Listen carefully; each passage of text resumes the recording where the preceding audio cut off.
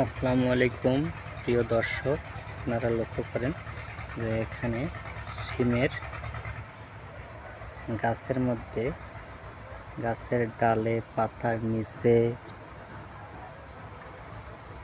লক্ষ্য করেন যে কিছু পোকা লেপ্টে ধরে আছে। এটি সিমের জন্য অত্যন্ত ক্ষতিকর একটি পোকা। এটি গাছের রস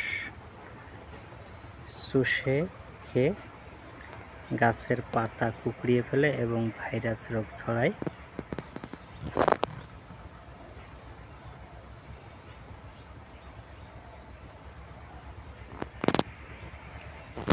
আপনারা দেখেন যে এখানে এই যে সিম গাছে এখানে ফুল আসতেছে, কিন্তু পোকা কিভাবে লেপ্টে ধরে আছে। এটি হলো সিমের অত্যন্ত ক্ষতিকর একটি পোকা, যা জাপ পোকা নামে পরিচিত। আসসালামু আলাইকুম।